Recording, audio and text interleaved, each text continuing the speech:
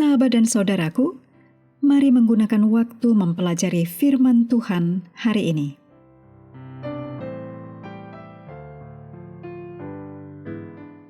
Hari Senin tanggal 8 Desember, judulnya Tuduhan.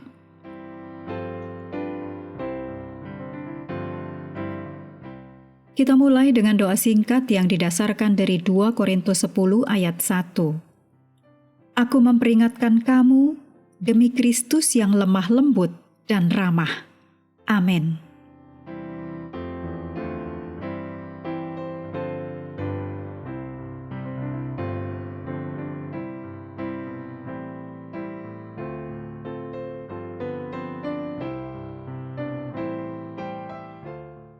Dalam Yosua 22 ayat 9-20, kisah tentang suku-suku yang pulang, ada tuduhan yang dilontarkan oleh suku-suku Yordan Barat terhadap suku-suku Yordan Timur. Sejauh mana tuduhan-tuduhan ini beralasan? Berbeda dengan ayat 1, di mana suku-suku di sebelah timur disebut dengan bentuk yang biasa, yaitu suku Ruben, suku Gad, dan lain-lain. Di sini digunakan ungkapan yang berbeda. Bani Ruben, Bani Gad, dan setengah suku Manasye, yang berbeda dengan Bani Israel, yang ditulis dalam Yosua 22 ayat 11. Yang demikian merepresentasikan sebuah entitas yang berbeda.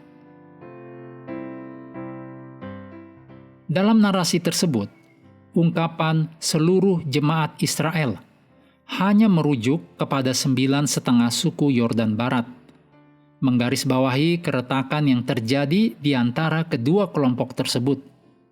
Memang, pertanyaan yang mendasari kisah selanjutnya adalah, apakah suku-suku di sisi timur Sungai Yordan dapat dilihat sebagai orang Israel? Kita mengharapkan akhir yang mulus dari kisah ini. Namun, ketegangan muncul ketika suku-suku dari timur dilaporkan telah mendirikan mezbah di tepi Sungai Yordan. Ayat di sini tidak memberikan alasan untuk tindakan tersebut, dan juga tidak menjelaskan fungsi mezbah atau aktivitas spesifik yang terkait dengannya. Kerancuan mengenai makna mezbah ini semakin bertambah jika kita mengamati kilas balik ke penyeberangan Sungai Yordan yang pertama, di pasal 3 dan 4, di mana seluruh bangsa Israel memasuki tepi Sungai Yordan untuk menyeberang ke daratan Kanaan. Di sini sebagian orang Israel datang ke wilayah Sungai Yordan, tetapi sekarang menyeberangi sungai ke arah yang berlawanan. Dalam kedua kasus tersebut, sebuah bangunan batu didirikan. Yang pertama berfungsi sebagai tugu peringatan, sedangkan yang kedua dianggap sebagai altar yang mengagumkan. Pertanyaan yang pasti muncul di benak kita adalah, apa maksud dari batu-batu ini? Ditulis dalam Yosua 4 ayat 6 dan 22. Apakah mezbah ini dibangun untuk pengorbanan atau hanya sebagai tugu peringatan? Apakah suku-suku lain ini sudah mulai jatuh ke dalam kemurtatan? Kurangnya konsultasi dengan Yosua, Eliezer, atau para pemimpin suku menciptakan ruang untuk kesalahpahaman yang berpotensi menimbulkan konflik yang mengerikan. Yesus dan Paulus, mereka menasihati kita untuk tidak menghakimi orang lain. Dalam Lukas 6 ayat 37, Yohanes 7 ayat 24, dan 1 Korintus 4 ayat 5, sebab begitu mudah kita mengambil kesimpulan yang salah tentang motif orang lain.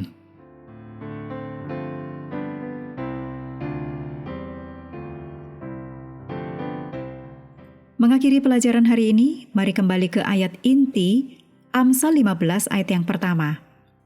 Jawaban yang lemah lembut meredakan kegeraman, tetapi perkataan yang pedas membangkitkan amarah.